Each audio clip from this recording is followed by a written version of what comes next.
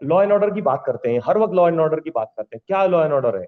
4 अक्टूबर 2020 हाथरस में हम लोग गए उस परिवार से मिलने जिसके पिता की बेटी को रात को 2 बजे आपने उससे बिना पीछे मट्टी का तेल डाल के जला दिया। हम उससे मिलने नहीं जाए, चलिए हम चले गए। आप दोनों हाथों से लाठियां मार रहे थे, मेरी कमर पे लाठियों के निशान रहे 35 दिन तक। मुझे सर में लगी लाठी, मैं सिटी स्कैन लेके घूमता रहा 3 महीने उसका। तो ये लोकतंत्र है कि आप दूसरे लोगों को मिलने भी नहीं देंगे उस परिवार से जो पीड़ित है। आप किस बात से डरते हैं? जी, अभी भाई साहब ने, जावला जी ने मुद्दा उठा लड़की का। कह रहे हैं मैं 2 लड़की,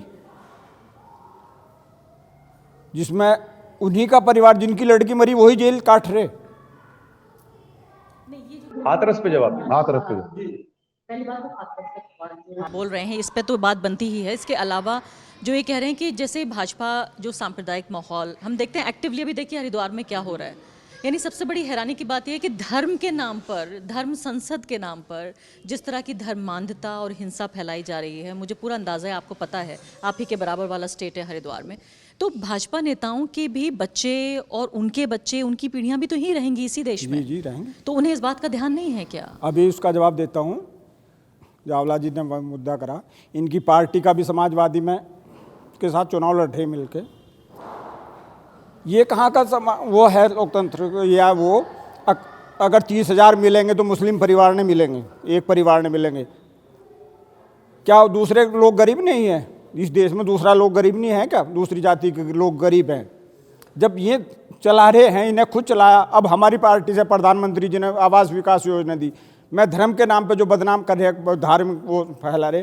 कह रहे हैं में 5,000 मकान बने, जिनमें से 4200 मकान एक समुदाय के बने, जिन पर आरोप लगा रहे हैं कि उनके लिए तंग करने के लिए। तो प्रभावित रहे होंगे वो प्रभावित रहे होंगे इसलिए। हाँ, प्रभावित हैं। जो आज है, जो जिसका हक है उसे मिल रहा है। नहीं, मैं कह रही हूँ कि लेकिन प्रभावित धर्म के आधार पर हमने ना तो शिक्षा दी, ना हमने धर्म के आधार पर ये ग्रांट दी। मैं कंडेम करता हूं इस बात को आरफा जी। मैंने अभी लास्ट 2 दिन पहले की घटना है, बजरंग दल का एक आयोजन हुआ शामली में, मेरे पास वीडियो मैं आपको दे दूंगा। और मेरे स्कूल के बच्चे बैंड बजा रहे थे उसमें। मतलब क्या मैं अपने बेटे बेटी को स्कूल इसलिए भेज रहा हूं कि वो बजरंग दल में जाके जिंदाबाद मुर्दाबाद बोलेगा? क्या सिखाना चाह रहे हो आप इन्हें? ये साइंस के स्टूडेंट हैं, ये कॉमर्स के स्टूडेंट हैं, आप उन्हें बजरंग दल में मार्च पास करा के क्या साबित करना चाह रहे हो? पूरा का पूरा स्कूल आपने चला दिया पीछे। सरस्वती शिशु मंदिर स्कूल था। मुझे इतना आश्चर्य, मैंने गाड़ी रोकी, मैंने बच्चों से बात करी, तुमको यहाँ कौन लाया? छुट्टी थी। बोले जी वो तो स्कूल से आया था ऑर्डर। मैंने रोका उन बच्चों को। तो आप देखिए किस तरीके से ट्रेन करना चाहते हैं। अरे हम उसे इंजीनियर, डॉक्टर, IAS बनाना चाहते हैं, आप उसे धर्म की जानकारी देके बजरंग दल का पट्टा पहना के और थाने में नारे लगवाना चाहते हो। तो मेरे उन बच्चों को आप इस तरह की ट्रेनिंग क्यों दे रहे हो भाई? अपने बच्चों को ये डॉक्टर इंजीनियर सब बनावेंगे, बाहर भेजेंगे और हमारे बच्चों को इस लाइन पे लगा देंगे। लेकिन इसकी कंस्टिट्यूएंसी होगी, लोग इसके नाम पर भी, हिंदुत्व के नाम पर भी वोट देने को तैयार होंगे, तभी भाजपा ऐसा कर रही है। मैं ये कह रही हूँ कि हिंदू समाज में ही एक कंस्टिट्यूएंसी ऐसी होगी, इस तरह के लोग होंगे।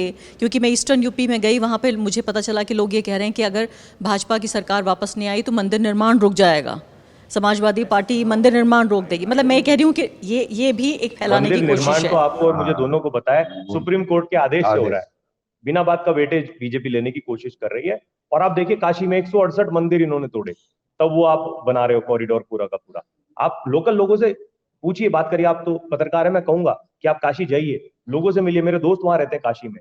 दे टोल्ड मी कि जी यहाँ पे जो हमारा जो एक सिस्टम था, जो हमारे मंदिर थे छोटे छोटे छोटे छोटे, एक बड़ा सीन दिखाने के लिए हमेशा क्या तैयारी रहती है? एक इवेंट के बाद दूसरी तैयारी। और मुझे किसी ने कहा कि 200 साल पुराना पेड़ भी तोड़ दिया।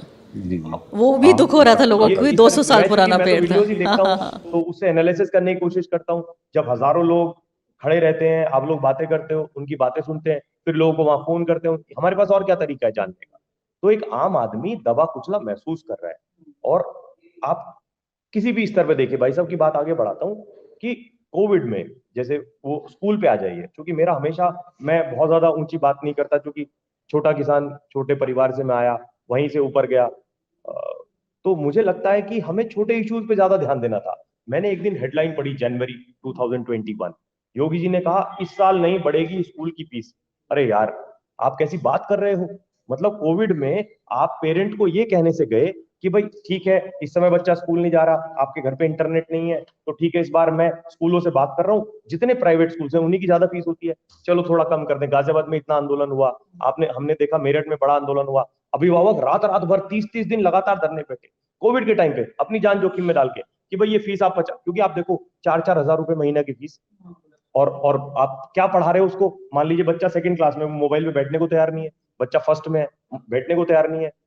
मैं इसी तो का इस तरह फर्स्ट की- हैंड एक्सपीरियंस आपको बताना चाहती हूँ अनिल, जो मैं चाहती हूँ कि आपको ये पता लगे बात। उत्तर प्रदेश में ही लखनऊ के पास नवाबगंज ज़िले में एक गांव में मैं गई, मेरे सहयोगी मेरे साथ गए, शेखर भी, देवीदत्त भी। वहाँ एक सरकारी स्कूल में हम गए, बहुत अच्छा सरकारी स्कूल था, 100 साल से पुराना स्कूल। वहाँ मुझे पता चला और मैं बहुत हैरान हो गई, मैं शिक्षा को बहुत नज़दीक से कवर भी करती हूँ, कि एक भी बच्चे ने पूरे 1.5 साल में ऑनलाइन क्लास नहीं की। 100 बच्चे थे, 102 बच्चे उस स्कूल में, एक भी बच्चे ने। तो मैं सोच रही हूँ कि प्राथमिकताएं अगर सरकार की हम देखें तो ये हो सकता था कि बच्चों को स्मार्टफोन देने की कोशिश होती, या उनको मान लेते हैं कि कोई इंटरनेट के कनेक्शन के साथ ऐसा फ़ोन दिया जाता, जिससे कम से कम बच्चों की थोड़ी, जो अभी विक्रांत जी कह रहे हैं, मैं उसी फिक्र को आपके साथ शामिल करना चाहती हूँ। क्योंकि देखिए, मैं पत्रकार हूँ, आप नेता हैं, लेकिन हम सब ये चाहते हैं कि देश का विकास हो, बच्चों की पढ़ाई हो। अभी कल परसों ही योगी जी की तरफ से 1 लाख मोबाइल फ़ोन और टैबलेट बांटने का कार्यक्रम किया जा रहा, वो इसी दिशा में है, शिक्षकों बच्चों के लिए ही किया गया ही। कोरोना टाइम में, उस टाइम सबसे पहले ज़रूरी थी लोगों की जान की सुरक्षा करनी।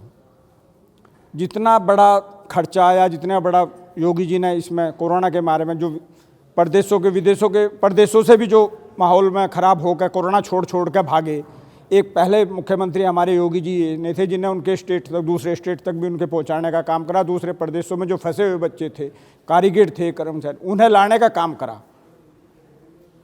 सारे काम एक साथ नहीं हो सकते ना। 70 साल का बिगड़ा हुआ मैनेजमेंट एक योजना में कहते हैं, अरे जो इतने दिनों से चल रहे, उन्हें क्या करा इसमें कोरोना में, बताओ। तो आप कह रहे हैं आपकी पार्टी ने काम किया, आप संतुष्ट हैं अपने काम हाँ, से? काम करा हमें जी। हमने खुद भी करा। तो काम आपको करना था, दूसरी सरकारें काम करती, जो सरकार में है ही नहीं। और कोरोना काल की तो बात भाई साहब, वो आपसे कह रहा हूँ कि अगर कोरोना काल की, ये तो बीजेपी की बाड़ी हुई थी। पंजाब में किसकी सरकार थी? अगर क्या पंजाब में किसकी आप सरकार सुनिए थी? मेरी बात, क्यों भागे? विदेश से पंजाब जो में क्यों लाए भागे? गए थे उन्हें क्वारंटाइन क्यों नहीं किया आपने?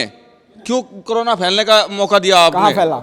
जो बाहर से आए हुए लोग थे उन लोगों को अलग से क्वारंटाइन करते, तो कोरोना हो ही था। हमने क्वारंटाइन किया, हर जिले में क्वारंटाइन का वो सेंटर खोला गया। क्वारंटाइन का मैं विक्रांत की बात से, लेकिन जब लोग, आरफा जी एक मिनट, मैं इनकी बात से अग्री करता हूं, और देश को ये जानना चाहिए। हमेशा हम कुछ प्लान्ड खबरें क्यों देखें, हम सच्चाई क्यों ना सुने। 20 मार्च 2020 नरेंद्र मोदी आते हैं और कहते हैं कोरोना अब फैल गया है और हमें इस पे कार्रवाई करनी है। जबकि ये news, I was in Dubai December 2019, वहां पे वो तभी उस तरह की बातें चल रही थी। जनवरी में राहुल गांधी जी का ट्वीट है, आप उन्हें पप्पू कह के अपने लोगों से ट्रेंड करवा सकते हो, लेकिन उन्होंने साफ बोला कि भाई ये आने वाला है, आप बंद करो चीजें। WHO तब तक डिक्लेयर कर चुका था कि ये लेकिन पैंडेमिक मैं है। आपको बताऊं, वो ट्रम्प साहब आ रहे थे और नमस्ते ट्रम्प होना था।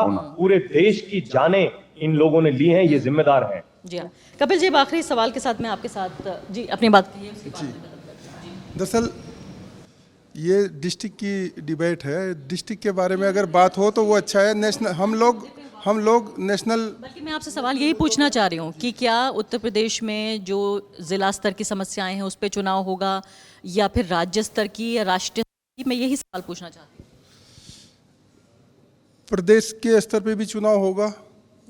सब आप ये नहीं कह सकते कि कोरोना डिस्ट्रिक्ट का मुद्दा नहीं है या एजुकेशन डिस्ट्रिक्ट का मुद्दा नहीं है। वो तो है, सब जगह है।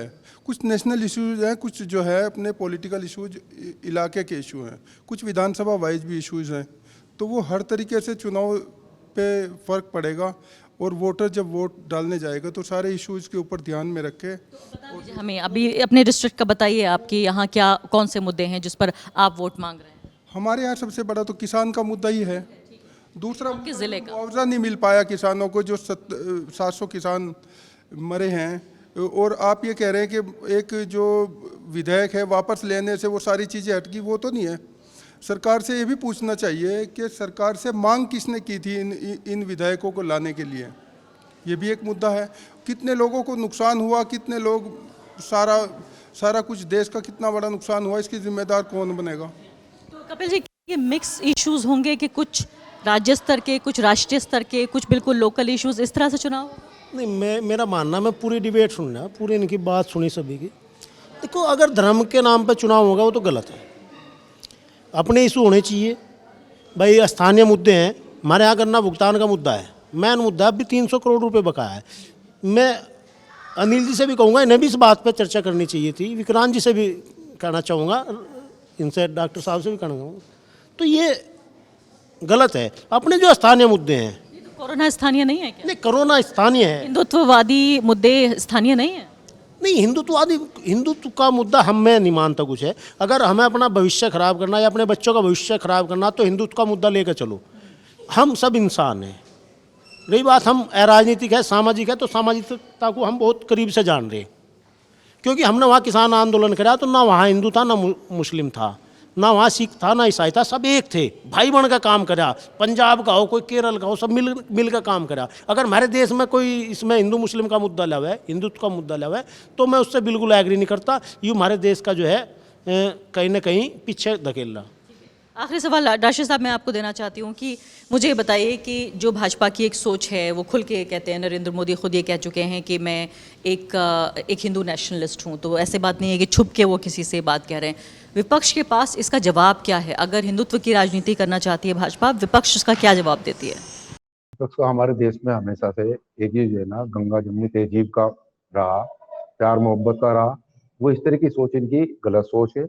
सभी को साथ में, सभी धर्मों को साथ में लेके तब चलेंगे, तभी देश का इसका विकास होगा, तरक्की ये होगी। जवाब नहीं हुआ। मैं ये कह रही हूँ कि अगर भाजपा सामने लेकर आती है कि भाई देखिए, बहुत सालों से तुष्टीकरण हो रहा था, अब हम एक समुदाय को दबने नहीं देंगे, उनको सर्वोपरि रखेंगे, इसका आपके पास क्या जवाब है, आपकी पार्टी के पास? मैं ये कह रहा हूँ, वो तुष्टीकरण या ड्रामे की जो भारतीय जनता पार्टी वाले लोग हैं, जो मेरे हिंदू भाइयों को ये कहेगा ड्रामे, 20% मुसलमान को से 80% लोगों को डराने का काम कर रहे हैं। और वो यूं कह रहे कि हम डर रहे हैं इनसे। 20 हम लोग क्या करेंगे? 20% लोग कहाँ से इन्हें डरा देंगे? तो वो बिल्कुल गलत है उनकी बात। वो ना तो कोई भी हिंदू भाई मेरे ख्याल से ये नहीं चाहना कि वो हिंदू राष्ट्र बनावे। जैसा हमारा देश चला आ रहा है इसी तरह से। लेकिन इतनी भी छोटी माइनॉरिटी नहीं है। यूपी वेस्ट में हर तीसरा आदमी मुसलमान है, 1/3। जहाँ अभी अभी अभी अनिल भाई साहब ने बात बताई थी केराने में आज तक हिंदू मुस्लिम झगड़ा नहीं। अभी ब्राह्मणों की बात बता रहे थे मेरे भाई साहब, विजय कौशिक जी बैठे मेरे साथ में। वो सरयू नदी में वहां ब्राह्मण खड़े हो के वो प्रतिज्ञा ले रहे, प्रण ले रहे कि बीते भारतीय जनता पार्टी का सर्वनाश करना यूपी से, क्योंकि इन्होंने भाई को भाई से भिड़ा दिया। गरीब की नहीं सोची, मजदूर की नहीं सोची। ये तो धना सेठों की पार्टी है, अपनी जेब भरने का काम करे। लास्ट कमेंट आपको, लास्ट कमेंट जी। आरफा जी, अगर इस चुनाव को आप देखेंगी तो ये चुनाव होगा एम्प्लॉयमेंट पे, क्योंकि बहुत झूठ बोला गया है। ये चुनाव झूठ के खिलाफ होगा। जो मिस कमिटमेंट बीजेपी ने किए पिछले चुनावों में, उसके खिलाफ नौजवान खड़ा होगा। अगर आप देखेंगे तो हमारे मैनिफेस्टो में 31 अक्टूबर को वी हैव लॉन्च, हम पहली पार्टी हैं जिन्होंने अपना मैनिफेस्टो दे दिया है, जनता के बीच है, वेबसाइट पे डाल दिया है। महिलाओं को हम आगे लाने की बात कर रहे हैं, इलेक्शन भी लड़ाएंगे। छात्रों के लिए काम होगा। किसानों का जो मुद्दा कपिल भाई कह रहे थे, यहाँ पे हमेशा बकाया रहा। ये बहुत स्थानीय मुद्दा है। गन्ना मंत्री चूंकि हमारे यहाँ से आते हैं तो एक्सपेक्टेशन बढ़ गई। वो हमेशा कहते रहे हमने रिकॉर्ड भुगतान कराया। वो ये समझ नहीं पाए कि यहाँ भी समझदार लोग रहते हैं। हमें सब पता है, हमारी रिकवरी बढ़ी तो हमारा पेमेंट ज्यादा आना ही था, लेकिन इतने बड़े बकाया खड़े हैं। आज ही मैं सुबह बात कर रहा था, हमारी जो बगल पड़ोस के जिले की शुगर मिल है, उसने पेमेंट करना शुरू कर दिया इस वाले सेशन का, और ये पुराने वाले का भी सेशन का भी। जी बस मुझे कार्यक्रम खत्म करना होगा, लास्ट कमेंट जी। हमारे पास का मुजफ्फरनगर जिला है, उसमें जो है लगभग जो है 95% भुगतान हो गया पिछले सीजन का। इस सीजन का नहीं, पिछले सीजन का। और अब हमारे यहाँ पर अब तक मेरे हिसाब से 70% भुगतान हुआ, 30% बकाया है, लगभग 300 करोड़। और नए सीजन का तो पूरा का पूरा है। बहुत बहुत शुक्रिया जी। हाँ, आप वो किसानी पे भी। ठीक है, आप सभी मेहमानों का बहुत बहुत शुक्रिया। तो साफ तौर पे मुझे जो समझ में आ रहा है वो यही कि एक मुद्दों का मिश्रण जो है वो इस चुनाव को तय करेगा, जिसमें राष्ट्रीय स्तर पर जो आप राष्ट्रीय मीडिया में जिन मुद्दों को सुनते हैं वो भी हैं, राज्य के स्तर पर जिस तरह से बीजेपी अपने को पेश करना चाहती है, अपनी जो उनकी अचीवमेंट्स रहे उनको लेकर, इसके साथ साथ जो स्थानीय मुद्दे हैं कहीं ना कहीं दबते हुए नजर आ रहे हैं। लेकिन किसान आंदोलन से जो उपजे हुए किसानों के मुद्दे हैं, चूँकि हम इस किसान बेल्ट, गन्ना बेल्ट कही जाती है, हम उसमें हैं, तो फिलहाल ये जो मुद्दा है जो स्थानीय हुआ करता था वो अब राज्य और राष्ट्रीय स्तर का मुद्दा बन चुका है। तो ये अलग अलग मुद्दे मिश्रों पर लगता है कि चुनाव होगा इस बार। शुक्रिया। द वायर के और वीडियोस देखने के लिए सब्सक्राइब करें और बेल आइकन पर क्लिक करें। स्वतंत्र पत्रकारिता की आर्थिक मदद करने के लिए डिस्क्रिप्शन में दिए गए लिंक पर जाएं और अपनी राशि चुनें।